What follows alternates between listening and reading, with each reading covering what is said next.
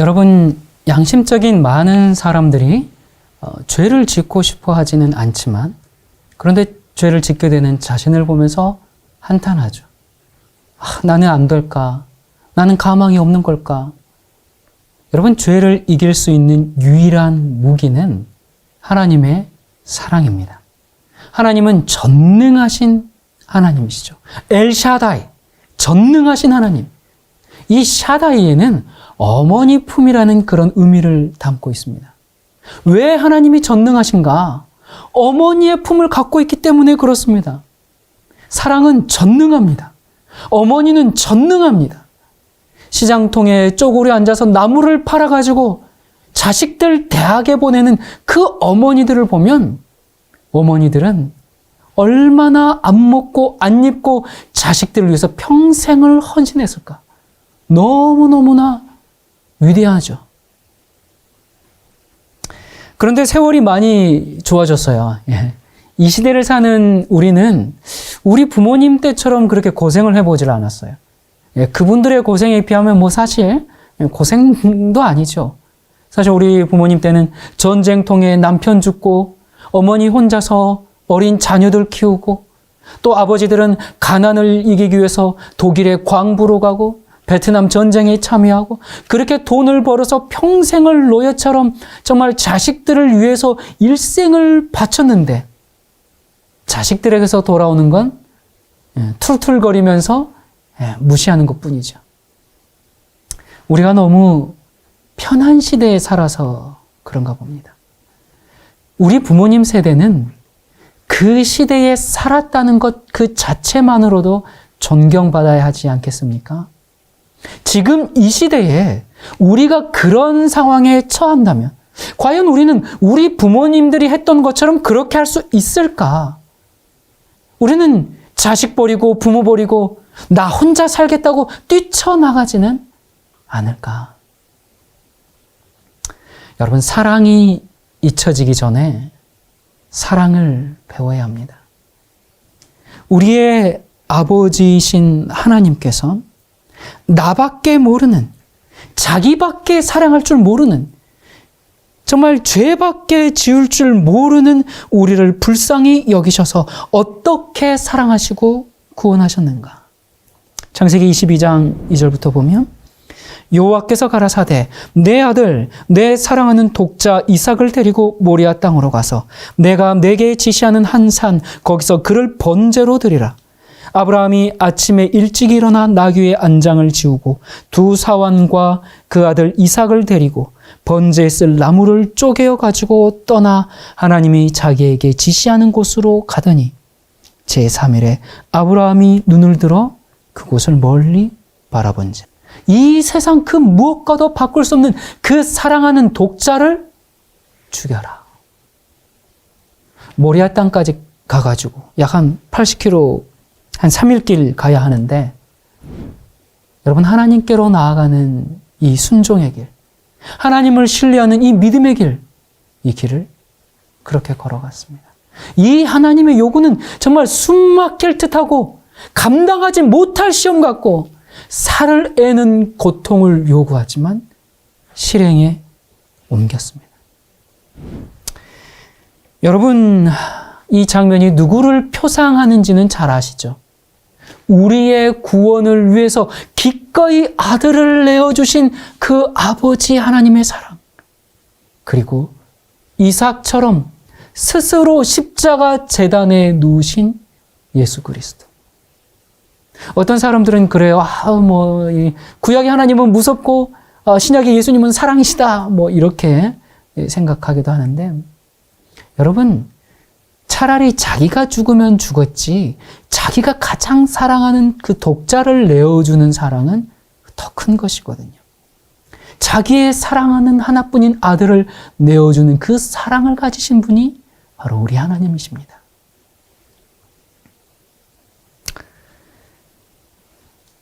아브라함이 창세기 22장에 이제 읽습니다. 이어서 6절부터 아브라함이 이에 번제 나무를 취하여 그 아들 이삭에게 지우고 자기는 불과 칼을 손에 들고 두 사람이 동행하더니, 여기 보니까 이삭이 직접 자기가 죽을 그 나무를 들고 갔습니다.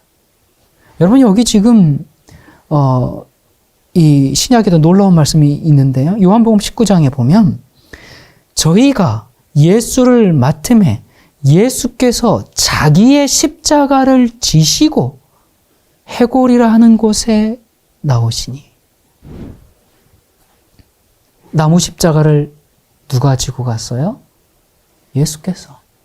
이삭이 지금 누구의 표상이에요? 예수님. 여러분, 이삭의 나이를 우리가 정확하게 알 수는 없지만 대략 한 20살 정도의 청년이었습니다. 그렇다면 그의 아버지 아브라함은 120세의 정말 상노인입니다.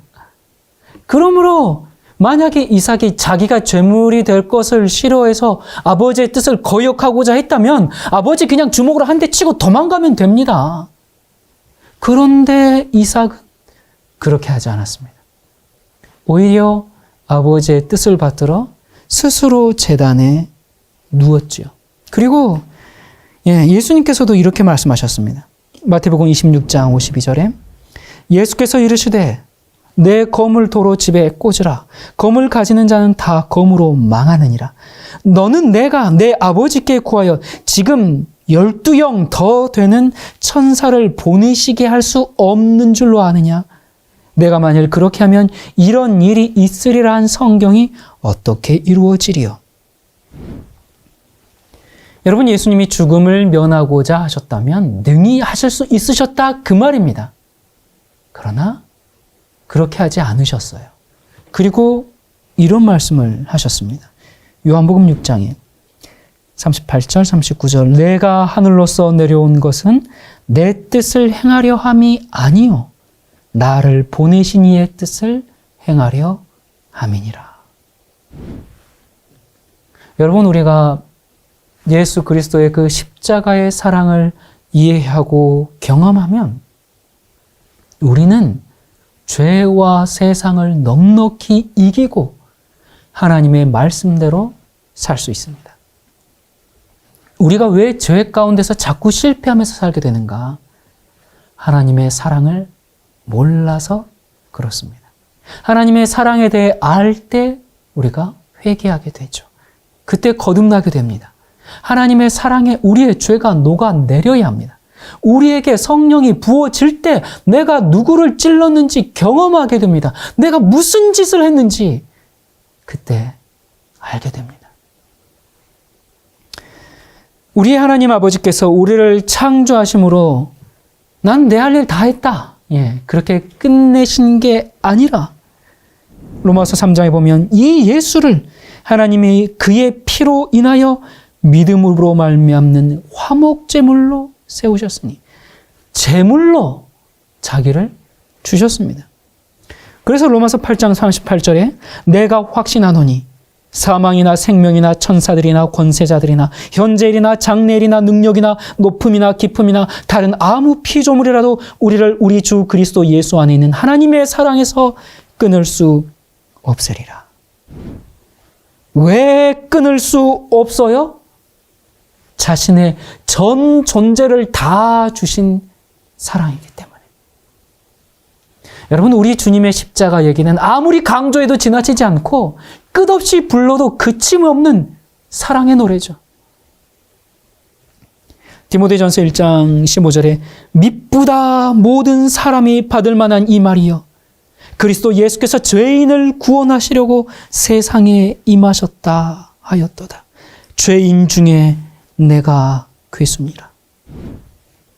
미쁘다. 여러분, 무슨 뜻이에요? 미쁘다? 정말 믿음직하다. 정말 믿어도 된다. 뭘요? 미쁘다. 모든 사람이 받을 만한 이 말이에요. 모든 사람이 믿어도 된다. 뭘? 그리스도 예수께서 모든 죄인을 구원하시려고 세상에 오셨다. 여러분, 여기에 나는 뺄까요? 그런데 나는 죄인 중에 괴수라. 이것이 사도 바울의 마지막 말이었습니다. 죄인 중에 내가 가장 많이 용서받은 사람이다. 여러분, 거룩이 뭡니까? 우리가 정말 이 말씀대로 살기 위해서 성화한다 뭐 이렇게 하는데 거룩이 뭐예요? 성화가 뭐예요? 성화될수록 거룩해질수록 나는 아무것도 아니고 나는 죄밖에 아니구나, 죄밖에 없구나, 그런 상태구나라는 걸 깨닫는 것이 성화입니다. 내려가는 과정을 성화라고 합니다. 높아지는 경험이 아닙니다. 우와, 저 사람 대단하네. 그 경험 아니에요. 깊어지는 경험입니다. 회개와 용서의 경험이 깊어지는 겁니다. 하나님의 사랑이 더 깊어지는 경험. 주님께서 나를 어떻게 용서하시고 어디까지 용서해 주시는지 알게 되는 경험. 하나님의 그 사랑을, 그 용서를 내 가슴에 담고 또 담고, 그래서 그냥 그 십자가 아래서 주저앉을 수밖에 없고 고개를 숙일 수밖에 없고 나는 죄인 중에 괴수라고 말할 수밖에 없는 그 경험이, 그것이 거룩입니다. 그리스도인의 삶은 하나님의 사랑을 끊임없이 마음에 담고 사는 그런 사람이죠. 바울은 이어서 얘기합니다. 디모데후서 1장 9절에 하나님이 우리를 구원하사 거룩하신 소명으로 부르심은 우리의 행위대로 하심이 아니요 오직 자기의 뜻과 영원 전부터 그리스도 예수 안에서 우리에게 주신 은혜대로 하심이라. 영원 전부터 은혜대로. 영원 전부터 이 은혜는 누구로 말미암아? 그리스도로 말미암아 주어진 것입니다. 우리가 이 은혜를 알게 될 때, 이 사랑을 알게 될 때 우리는 더 이상 죄 가운데 빠져 있을 수가 없습니다. 하나님의 사랑의 힘만이 사람을 죄의 습관에서 구원하고 성경대로 살 수 있게 합니다. 거듭남은 하나님의 사랑이 나의 죄를 죽일 때 일어나는 현상입니다. 사랑만이 회개를 만듭니다. 절대로 다른 어떤 것도 회개를 만들 수가 없습니다. 그것은 다 매를 피하기 위해서, 지옥 가고 싶지 않아서, 멸망받기 싫어서 겉으로 하는 변명에 불과하죠. 살고 싶어서, 내가 죽기 싫어서 손이 발이 되도록 싹싹 비는 겁니다. 그건 진정한 회개가 아닙니다. 사랑이 우리를 진정으로 모든 죄를 주님께 내어놓게 만듭니다. 주님의 사랑이 들어오면 우리의 죄가 나가게 되어 있습니다. 이건 법칙입니다. 이어서 디모데후서 1장 10절부터 이제는 우리 구주 그리스도 예수의 나타나심으로 말미암아 나타났으니 저는 사망을 패하시고 복음으로써 생명과 썩지 아니할 것을 드러내신지라. 내가 이 복음을 위하여 반포자와 사도와 교사로 세움을 입었노라. 이를 인하여 내가 또 이 고난을 받되 부끄러워하지 아니함은 나의 의뢰한 자를 내가 알고 또한 나의 의탁한 것을 그날까지 저가 능히 지키실 줄을 확신함이라. 바울은 이 간증을 하고 죽었습니다.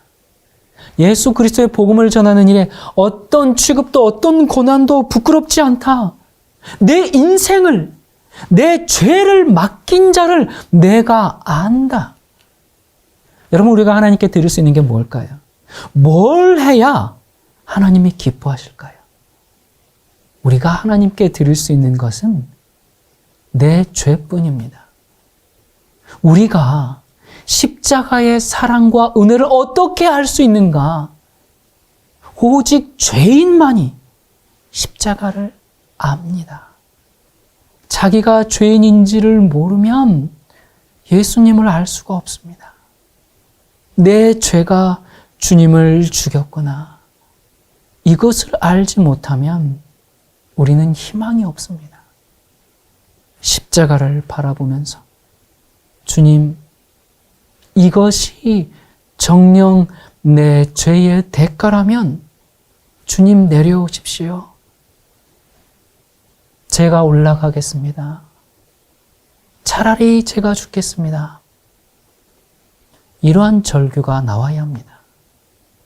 그것이 거듭남입니다.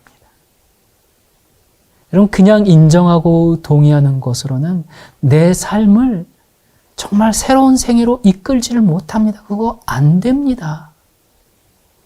회개는 내 삶을 완전히 주님께 맡기는 것입니다.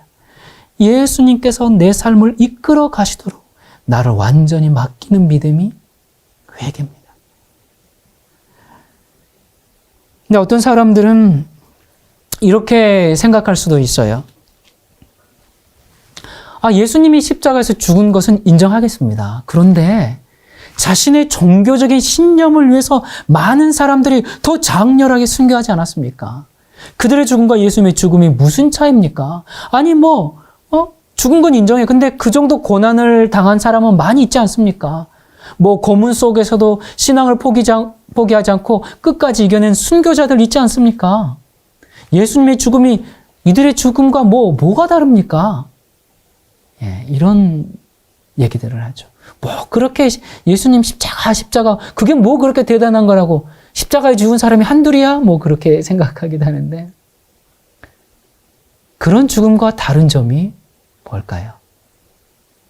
여러분, 예수님이 십자가에서 죽음을 당하셨다는 건 사실이에요. 그런데 예수님을 믿는 다른 사람들도 예수님을 위해서 육체적인 고통에 관해서는 그것보다 훨씬 더한 고통을 당했습니다. 그렇다면 어찌하여 그리스도의 고난이 정말 예수님을 위해서 자기의 생명을 버린 그 다른 사람들의 고난보다 더 두려운 것이고 더 위대한 것이라고 우리가 말할 수 있을까요?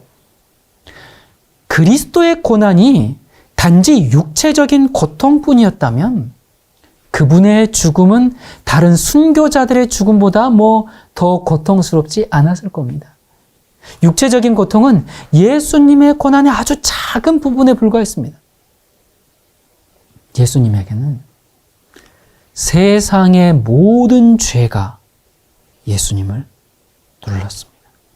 그건 범해진 율법에 대한 형벌이었어요. 예수님의 그 거룩한 영혼을 짓누른 것은 바로 이것이었습니다. 예수님이 십자가에서 왜 절망했는가? 그것은 하늘 아버지께서 얼굴을 숨기셨기 때문에 그렇습니다. 주님께서는 부활의 미래를 보지 못했어요. 예수님의 죽음은 죄인들이, 악인들이 마지막 심판날에 죽을 그 영원한 죽음을 죽으신 겁니다. 죄가 일으킨 하나님과 인간 사이의 그 분리가 고난당하는 예수님에게 충만하게 인식이 되면서 날카롭게 찌른 것입니다. 여러분, 순교자들은 육체 고통이 아무리 극심할지라도 부활의 약속을 기억하면서 소망을 가지고 주님을 위해서 담대히 목숨을 내놓습니다. 그러나 예수님이 죽으신 죽음은 전혀 다른 성질의 것이죠. 희망이 없는 죽음. 죄를 지은 내가 영원한 멸망을 당해야 하는 그 죽음을 대신 죽으신 것입니다. 하나님께서는 그 위기의 순간에 침묵하셨고 사탄은 십자가 위에서 예수님을 유혹했습니다. 하나님은 널 버렸어. 네가 이렇게 죽으면 다시는 빛을 보지 못하는 거야. 이제 이만하면 됐지. 내려와. 괜찮아. 십자가 위에서 예수님의 투쟁은 극심한 것이었습니다. 그땐 이는 내 사랑하는 아들이여 기뻐하는 자라 그런 음성이 좀 들려주면 좋은데 하나님은 사라져버렸습니다. 오히려 사탄이 인간들을 위해서 죽을 필요가 없어. 이렇게 죽어봐야 아무도 너의 희생을 기억하지 않아. 이대로 그냥 잊혀지는 거야. 너 그러지 말고 예수 그러지 말고 나와 함께 하늘을 되찾자. 이 정도 했으면 됐어. 이 정도 네가 했으면 하나님께서 구원의 손길을 내밀어 주셔야 되는데 거 봐. 얼굴을 가리시고 돌아서셨잖아. 예수, 당신은 지금까지 이용당한 거야. 그리스도께서 가장 쓰라린 고뇌 가운데서 정말 그 고통을 더하게 하는 이 사탄에게 주님이 대답하지 않으셨죠. 우리가 눈으로 볼 수는 없지만 여러분, 십자가 위에서 천사들과 하나님은 이미 얼굴을 가렸기 때문에 사탄과 그의 부하 마귀들이 십자가 주변을 막 떠다니면서 이 십자가를 에워싸고 정말 비열하고 야비하게 조롱하면서 때론 귓가에 회유하면서 또 달콤한 유혹을 제시하면서 어떻게든 십자가를 박차고 나오게 하려고 온갖 노력을 다하고 있었을 겁니다. 그때 하나님의 천사들 뭐 했습니까? 단 한 명도 그 순간에 나서서 예수님을 도울 수가 없었습니다. 예수님 혼자 마셔야 할 잔이었어요. 이 세상의 모든 죄는 예수님을 짓누르고 있고 사탄의 무리들은 그분을 애워싸고 있고 하나님은 모습을 감추시고 어느 천사도 등장하지 않는 이 순간 예수님의 입술에서 나의 하나님, 나의 하나님, 어찌하여 나를 버리셨나이까?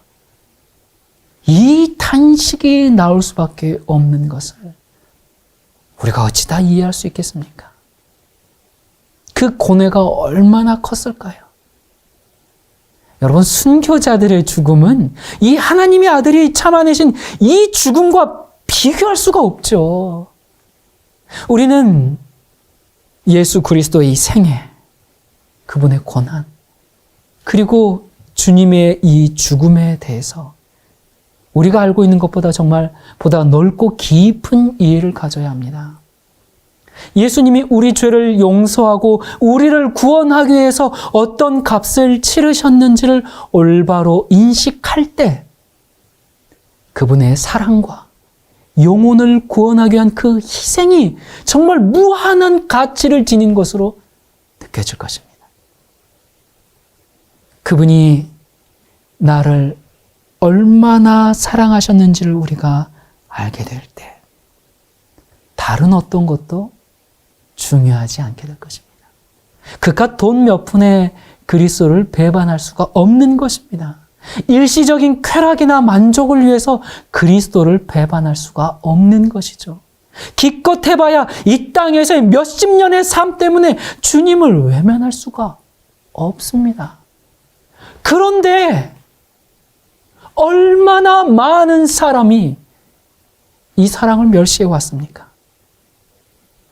마음은 온갖 세상 것에 다 몰두되고 인간의 이기적인 욕망은 값싼 복음을 생산해내서 정말 구원의 그 거짓 평안 속에서 안주하고 많은 사람들의 마음속에 위선과 자만, 이기심과 질투, 무정함, 악의, 그리고 정욕이 온통 다 가득 차 있는데도 그리스도를 믿는다고 자랑을 하고 도무지 그리스도께서 그 마음에 들어갈 자리를 찾지 못하고 계시는데도 많은 사람들이 나는 예수님을 믿는다 그렇게 말하고 있습니다. 왜 그런가? 예수님의 희생이 어떤 것이었는지 잘 모르기 때문에 그렇습니다. 그분의 사랑이 얼마나 큰지 잘 모르기 때문에 그렇습니다. 그저 그냥 순교자들도 그 정도 고난과 죽음은 당했으니까 뭐 그 정도 생각합니다. 나를 살리기 위해서 주님께서 뭘 하셨는지를 안다면 절대로 그렇게 살 수가 없습니다. 예수님은 영원 전부터 부요하셨지만 우리를 부요해지도록 하기 위해서 스스로 가난해지셨습니다. 그분은 빛과 영광으로 옷 입고 그분의 명령을 수행하고자 기다리고 있는 하늘 천사들의 무리에 둘러싸여 있는 분이셨으나 우리와 같은 본성을 입으시고 죄된 인간들 사이에서 머무르기 위해서 오셨습니다. 여러분, 성육신, 하나님의 인간 되심, 여기에는 어떤 언어로도 표현할 수 없는 사랑이 여기에 들어가 있는 겁니다. 그건 우리 지식을 초월합니다. 우리 이해를 초월합니다. 그래서 바울이 이렇게 얘기하죠. 크도다 경건의 비밀이요 그렇지 않다 하느니 없도다. 그는 육신으로 나타난 바 되시고 영으로 의롭다 하심을 입으시고 천사들에게 보이시고 만국에서 전파되시고 세상에서 믿음 받으시고 영광 가운데서 올리우셨습니다. 우리의 심령이 하나님의 사랑으로 충만해지도록 우리 기도하도록 합시다. 하나님의 사랑을 알게 해달라고 기도합시다. 그리스도께서 잃어버린 세상을 구하시기 위해서 자신을 제물로 주셨습니다. 제물, 여러분 제물이 뭐예요? 제물의 운명은 어떻게 되는 거예요? 타고 없어지는 게 제물의 본분입니다. 예수님이 제물로 오셨습니다. 스스로 그 자리에 오셨고 이 땅에서의 그 생명뿐만 아니라 영원한 생명까지 포기할 것을 각오하시고 십자가에 달리셨습니다. 우리를 하나님의 자리로 올리기 위해서 그분은 멸망의 자리로 내려가셨습니다. 예수님이 받아야 할 대접을 우리가 받도록 하기 위해서 그분은 우리가 당해야 할 저주를 받으셨습니다. 우리를 의롭게 되도록 하시기 위해서 주님은 우리의 죄를 인해 정죄를 당하셨습니다. 그리스도는 우리로 하여금 당신의 생명을 받도록 하시기 위해서 우리의 죽음을 당하셨죠. 이사야 53장 4절부터입니다. 그는 실로 우리의 질고를 지고 우리의 슬픔을 당하였거늘 우리는 생각하기를 그는 징벌을 받아서 하나님에게 맞으며 고난을 당한다 하였노라. 그가 찔림은 우리의 허물을 인함이요 그가 상함은 우리의 죄악을 인함이라. 그가 징계를 받음으로 우리가 평화를 누리고 그가 채찍에 맞음으로 우리가 나음을 입었도다. 우리는 다 양 같아서 그릇 행하여 각기 제 길로 갔거늘 여호와께서는 우리 무리의 죄악을 그에게 담당시키셨도다. 그가 곤욕을 당하여 괴로울 때에도 그 입을 열지 아니하였으며 마치 도수장으로 끌려가는 어린 양과 털 깎는 자 앞에 잠잠한 양같이 그 입을 열지 아니하였도다. 이는 그가 자기 영혼을 버려 사망에 이르게 하며 범죄자 중 하나로 헤아림을 입었음이라. 그러나 실상은 그가 많은 사람의 죄를 지며 범죄자를 위하여 기도하였느니라. 이게 누구 얘기죠? 예수 그리스도에 대한 얘기죠. 십자가가 신약에만 있는 게 아니라 구약에서부터 십자가가 있습니다. 여기에만 있나요? 아닙니다. 창세기부터 요한계시록까지 전부 누구에 대한 얘기입니까? 예수 그리스도와 그분의 사랑에 대한 얘기입니다. 십자가에 대한 얘기가 신약에만 있는 것이 아니라 성경 전체에 주님의 피가 흐르고 있습니다. 십자가에서 예수님은 사탄의 유혹을 뿌리치시고 인류를 향한 구속을 마련하시고 마지막 숨을 거두시면서 다 이루었다 외치셨죠. 그때 사탄이 완전한 패배를 당합니다. 사탄은 그때 자기가 자기의 왕국을 다 잃어버린 것을 그때 이제 알게 됐죠. 그리고 드디어 아담의 후손들이 이 모든 인류가 우리가 하늘에 갈 수 있는 길이 그때 열린 겁니다. 옛적 아담처럼 다시 우리가 하나님과 직접 대면해서 교제할 수 있는 길이 마련된 겁니다. 그리스도를 통해서 하늘 가는 대로가 준비된 겁니다. 여러분, 이 얼마나 큰 사랑입니까? 얼마나 놀라운 사랑입니까? 이 사랑 때문에 하나님께서 이 땅에 오셔서 우리를 위해서 죄 그 자체가 되시고 죄인이 죽어야 할 죽음을 맛보시고 우리로 하여금 하나님과 화목되게 하시고 주님의 왕국에서 영광 중에 예수님과 함께 살 수 있는 그 자리로 우리를 이끌어 올리셨습니다. 도대체 인간이 뭐길래 인간들을 구원하기 위해서 정말 그런 값을 지불하실 수 있었을까? 여기에 나타난 사랑을 우리가 누가 이해할 수 있겠습니까? 우리를 구원하시기 위해서 하늘을 버리고 오신 분. 하늘의 그 존귀와 위엄을 다 버리고 죄되고 캄캄한 이 세상에 오셔서 자기가 구원하고자 하는 그 인간들에게 온갖 무시와 멸시와 조롱과 배척을 받으시고 마침내 십자가에 돌아가셨습니다. 여러분, 이 하나님의 사랑을 어떻게 다 설명할 수 있겠습니까? 그 사랑은 영원히 신비로 남게 될 정말 영원한 구속의 사랑이죠. 여러분, 라오디게아 교회에 보내는 편지에 보면 라오디게아 병이 뭐였습니까? 여기 계시록 3장 17절에 내가 말하기를 나는 부자라 부유하여 부족한 것이 없다 하나 내 곤고한 것과 가련한 것과 가난한 것과 눈먼 것과 벌거벗은 것을 알지 못하도다. 이게 무슨 병이에요? 이거 정신병입니다. 라오디게아 병은 자기가 무슨 짓을 하는지 모르는, 자기가 무엇을 하면서도 자기가 하는 짓을 모르는 거 무슨 병이요? 그건 미친 병이죠. 그런데 누가복음 23장에 예수님이 이렇게 말씀하십니다. 예수께서 가라사대 아버지여 저희를 사하여 주옵소서 자기의 하는 것을 알지 못함이니이다. 우리는 꼭 라오디게아 교회처럼 또 예수님을 못 박았던 자들처럼 죄에 미쳤고 하나님은 사랑에 미쳤습니다. 우리는 정말 우리 자신밖에 모르는, 나밖에 모르는 미친놈이죠. 정신병자입니다. 세상에서는 뭐라고 어떻게 가르칩니까? 자기 개발, 자기 자신을 위해서 살라고 합니다. 그건 미친 짓입니다. 그렇게 자기 자신을 위해서 막 살아보세요. 그거 행복할까요? 그렇지 않아요. 그게 뭐가 행복합니까? 끊임없는 허무와 공허만 남는데. 그거 행복하는 거 아닙니다. 인간은 나를 위해 십자가를 지신 주님을 위해서 살아야 합니다. 그것이 인간이 가장 행복할 수 있는 비결입니다. 우리가 죄를 어떻게 이길 수 있을까? 예수님의 생애를 묵상하고 십자가의 장면을 생생하게 기억하고 있는 그 마음에는 교만의 마음이 자라나지 못할 겁니다.